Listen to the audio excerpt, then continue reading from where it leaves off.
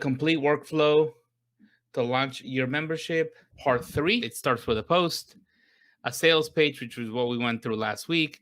And today we're going to go through the main content. So once they've the opt-in and the main content. So once they've said, yes, I want to buy from you, what happens, right? What do you need to think about at that point? And that's what I'm going to briefly cover today. And the first thing, once they click on your sales page and they say, yes, I want to buy from you, in our system and in a lot of systems online, you are taken to some sort of confirmation page to get the whole process started. In our case, we do pull this from Facebook. So we will pull the profile out of Facebook. It'll have their photo. It'll pull up an email address for them.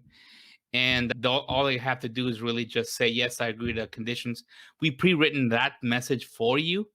And it basically says, if they agree to that, they're agreeing to the terms and conditions that you can actually change in our settings to be yours.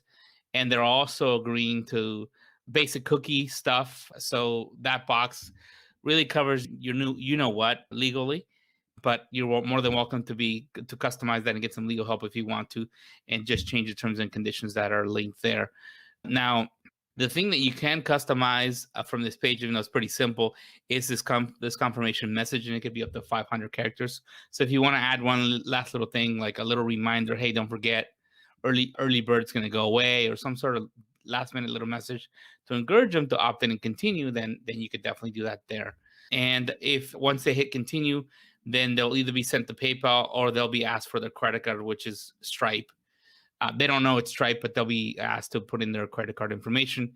That goes right to Stripe. So that's pretty much it for this page. The only thing you could change really is that confirmation message at the top. And this picture at the top here, it basically pulls your profile image from your Facebook page. So that's pretty simple there.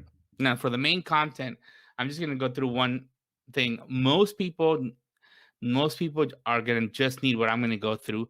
If you are using a Facebook group as kind of like where you're hosting all your membership content, your Facebook lives, all your interaction, then really this page is just simply a confirmation page.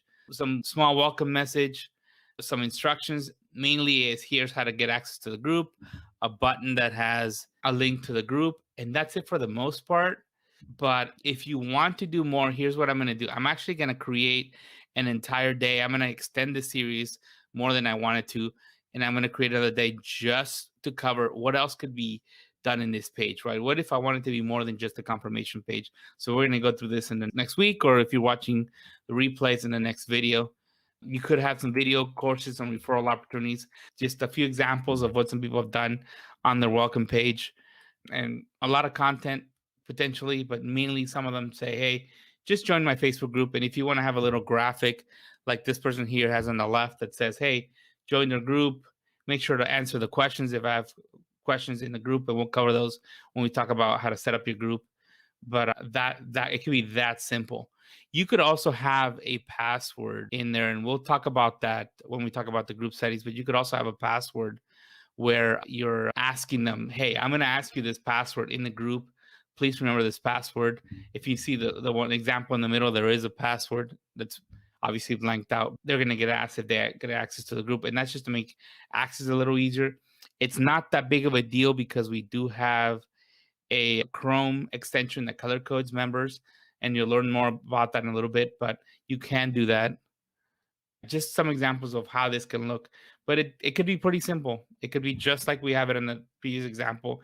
In fact, just the top part with an image that and a button linking to the group. That could be it. So it doesn't have to be this complex, but it can be if you wanted to.